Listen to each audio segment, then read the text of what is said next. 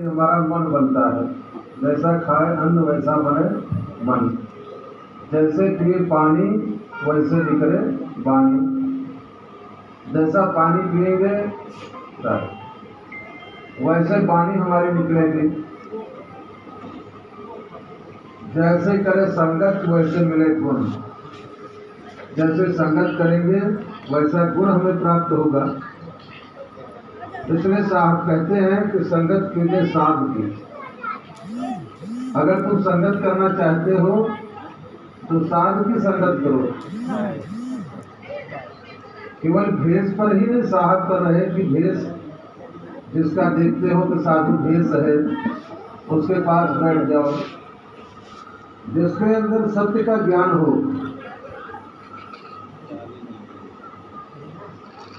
क्योंकि उसकी परख साहब ने बताया है कि भेष देख मत भूलिए, बूझ लीजिए ज्ञान।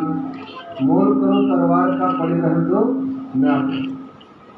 तलवार की कीमत होती है, ज्ञान की कोई कीमत नहीं होती है। इसलिए ये तन मेरा पवित्र होता है सेवा करने से। तन पवित्र सेवा किए, धन पवित्र दे दान, मन पवित्र सत्संग से होए त्रिविध कल्याण। आज हमारे राम सब भैया और इनकी कमाई में, इनके पुत्रों की कमाई में जो कुछ धन मिला सत्संग में लगा रहे हैं। आज ये जगह इन्होंने अपनी मेहनत मशक्कत कमाई से खरीदा है, जहाँ पर इस सत्संग का प्रोग्राम रखा है। हम लोग भी आए तो आनंद से बैठे हैं। बहुत खुशी हुई कि भक्तराज कम से कम ये आवाज़ कम मत करो ना, हम बोल नहीं पाएंगे। और पढ़ाओ।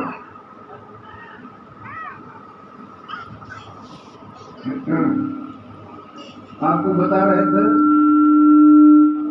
तन पवित्र सेवा किए। ये तन कैसे पवित्र होगा?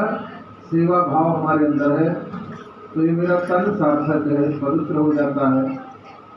3 बार तनमोल बिकानी, आवा बैठा भोजन पाने। इसमें कोई ग्रंथ पढ़ने की जरूरत नहीं है कि हम रामायण गीता भागवत पढ़ लेंगे तो हमारा धर्म बनेगा, कर्म बनेगा। क्योंकि साहब कह दिया कि पढ़ते पोथी पढ़ पढ़ जन्म हुआ, पंडित भया न कोई। पोथी पढ़ते पढ़ते कितने लोग मर गए, लेकिन पंडित नहीं हुए। पंडित का मतलब आत्मज्ञानी, उनको आत्मज्ञान नहीं प्राप्त हुआ। पोथी पढ़ पढ़ जन्म हुआ, पंडित भया न कोई। एक आखर पेड़ का पढ़े तो पंडित कोई। कहीं कहीं 2.5 अक्षर प्रेम का लिखते हैं, लेकिन वो 2.5 अक्षर से लोग अर्थ कहाँ लगाते हैं? राम और कृष्ण से। लेकिन 2.5 अक्षर क्या है? सत्य और शब्द। सत्य और शब्द में ही 2.5 अक्षर है। तो साहब कहते हैं सत्य शब्द के पट तरे देवे को कछुनाए, क्या लय गुण संतोषिए हौस रही मन माए। भक्त के अंदर में एक हौस होती है, अंदर से लगन होती है, अनुराग होता है कि मैं क्या अर्पण कर दूं। कोई भी भक्त आता है, सज्जन आता है, कोई भी अतिथि आता है, मेहमान आता है, तो हर भक्त के अंदर में एक भावना होती है कि मैं क्या अर्पण कर दूं, मैं क्या इनकी सेवा में रख दूं। जब ऐसा भाव होता है तो आने वाला प्राणी जो है वो सेवा पा करके आशीर्वाद देता है। आशीर्वाद किसी को मांगने से नहीं मिलता है कि कहीं कोई बाहर चला जाए तो आशीर्वाद बांध करके लाएगा। आशीर्वाद तो यही मिलता है। पहले दर्जे का गुरु माता है, माता से जन्म लिया है, स्तन से दूध पिलाया है, तेल बुकवा लगाया, चलना फिरना सिखाया, खाना सिखाया, बोलना सिखाया। इससे बड़ी माँ कहाँ मिलेगी? लेकिन आज हमारे देश में इतना बड़ा पाखंड रचा गया है।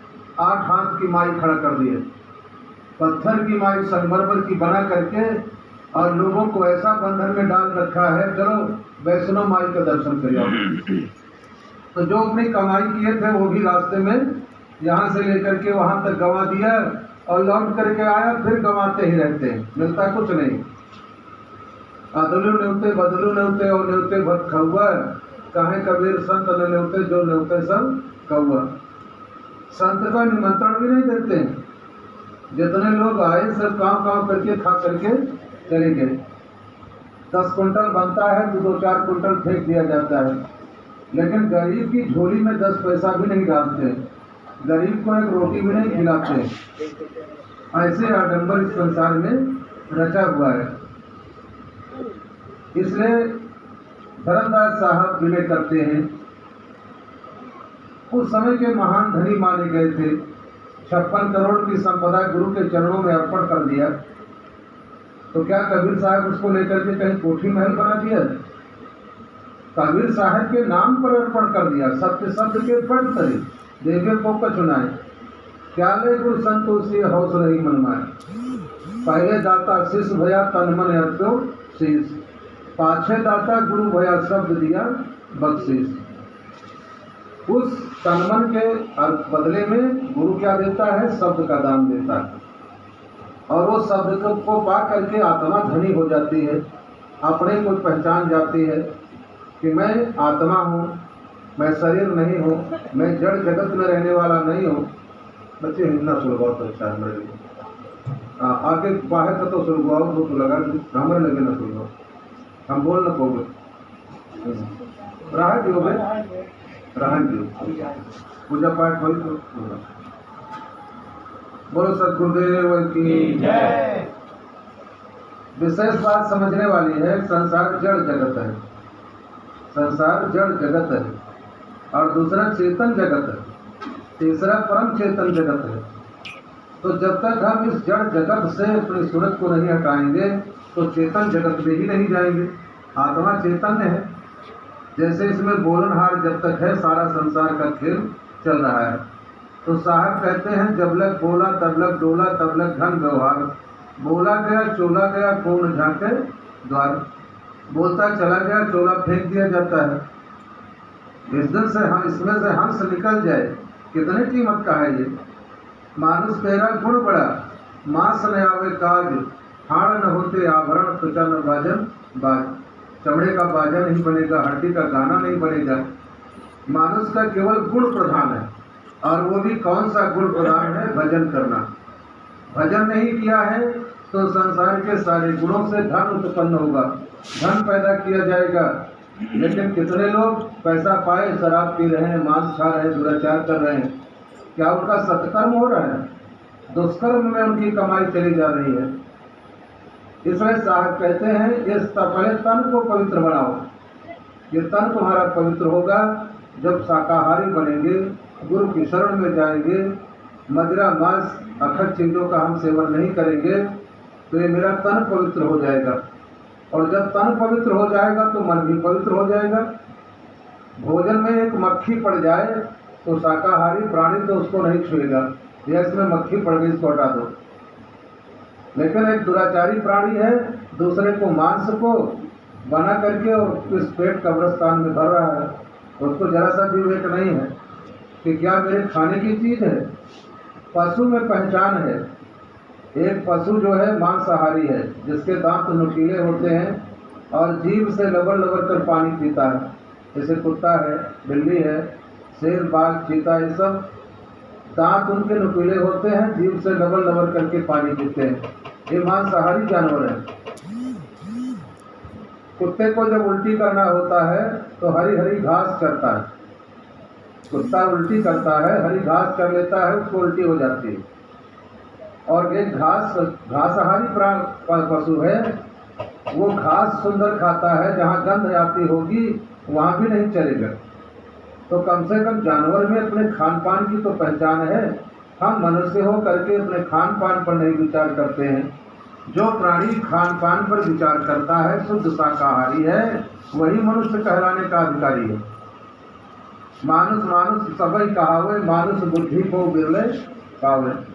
साहब कहते हैं मनुष्य तो सभी हैं, लेकिन मनुष्य का कहलाने वाला कौन है? जिस पर बुद्धि विवेक है वह मनुष्य कहलाने का अधिकारी है। मानुष हो के नाम हुआ मुआ सो डांगर ढोल, एको जू ठौर न लागा भया सो हाथी फूल। अरे मनुष्य तन छूटेगा, बहुत सा दान किया है, भक्ति नहीं किया है, हाथी हो जाएगा, लोग उसका दर्शन करेंगे, ढेर सारा खा लेगा, लेकिन क्या वो भक्ति करेगा? भक्ति तो मनुष्य तन में होता है, इसलिए मनुष्य तन पा करके हमको सत्कर्म करना चाहिए, शुद्ध शाकाहारी होना चाहिए, सदगुरु की शरण में जाना चाहिए, सच्चे संतों की शरण में जाना चाहिए, जानबूझकर संगत भी करना चाहिए। बड़े बड़े सत्संग होते हैं लेकिन वहाँ सत्य की चर्चा नहीं होती है, सत्य की चर्चा नहीं होती है, चर्चा तो असत्य की होती है। राम रहीम की कथा सुना करके सत्संग समाप्त हो जाता है। खान पीन पर भी नहीं विवेक बताएंगे, भैया शाकाहारी रहो, इस पर नहीं बोलेंगे। लेकिन आप सब विचार करें, धर्मदास साहब कहते हैं सतगुरु पिया मोर रंग दे चुनरिया, हमारे जीवन को अपने रंग में रंग लो, लाल न रंगोगे हरी न रंगोगे, अपने ही में रंग रंग दो चुनरिया, और ऐसी रंगो कभी रंग न छूटे। जैसे मीरा की याद का प्रमाण मिला, बहुत सारे भक्तों का प्रमाण मिलता है, उनके जीवन में बहुत बड़े बड़े संकट आए, यहाँ तक कि उदाहरण मिलता है हमारे परम सदगुरु मदन साहब जो आचार्य गद्दी पड़ेजा के प्रथमाचार्य हुए, उनके अंदर जब उत्कंठा हुई परमात्मा से मिलने की, तो जंगल में जाकर के और कटारी अपने हाथ में लेकर के कहा, हे प्रभु परमात्मा अगर तुम मुझे नहीं मिलते हो तो मैं यही आत्महत्या कर लूँगा, मर जाऊँगा। क्योंकि आज तो गली गली में सदगुरु भी संत भी घूम रहे हैं, गाड़ी मोटर चल रही है, और उस समय की बात है कि साधु ढूंढने से नहीं मिलते थे। दूसरे की कौन बात कहे, मैं जब साधु लाइन में आना चाहता था तो जिस गांव में मेरा जन्म हुआ भक्ति ही नहीं थी। एक आध भक्त थे लेकिन उनके पास वो ज्ञान नहीं था। मैं तड़पता था, रोता था कि संत कहाँ मिलते। तो उस समय की बात है, सदगुरु मदन पत साहब जब कटारी लेकर के और मरने के लिए तैयार होते हैं, सदगुरु बंदी छोर प्रकट हो जाते हैं जिंदा के रूप में, और मदन साहब को सत्य ज्ञान देते हैं और कहा, देखो आत्महत्या करने से कल्याण नहीं होगा। राधा पतिपुर धन्य है और धन्य हमारो भाग, जय चुक नजर निहालते भयो नाम अनुराग। मदन साहब अपनी गवाही स्वयं देते हैं, मुझे राधा पति ने मुझे ज्ञान दिया, और उसी प्रकार से और साथियों का सब उदाहरण मिलता है। दोलन पर सदगुरु मिलो, भेद गान समझाए। जिस समय जवाहिर पत साहब को दोलन पत साहब मिलते हैं, जहाँ पर आज वीरापुर आश्रम बना हुआ है, वो अपने भाग की सराहना करते हैं कि दोलन पत मुझे सदगुरु मिले, मुझे भेद ज्ञान को समझाया, जिससे मुझे आत्म शांति मिली, आत्मा का ज्ञान हुआ और परमात्मा से मिलने, सांसद से मिलने का ज्ञान प्राप्त हुआ। उसी प्रकार से धर्मदास साहब कहते हैं कि ऐसी रंगों कभी रंग न छूटे, और धोबिया धोवे चाहे सारी उमरिया। इस संसार के लोग चाहे कितना भी मुझे धुलते रहें, लेकिन मेरा रंग कभी न छूटे, सत्य के रंग में मेरे चूनर को रंग दो। धर्मदास बिरवल कर जोरे, ओढ़ के जैबे साहब की नगरिया। उस चूनर को ओढ़ करके सत्य के रंग में अपने जीवन को रंग करके मैं अमर धाम को, परमात्मा के देश को जाना चाहता हूँ। इसलिए सदगुरु मेरे ऊपर दया करो, मेरे जीवन का कल्याण करो। बोले सदगुरुदेव की जय। और बोलो, चलो एक आध भजन और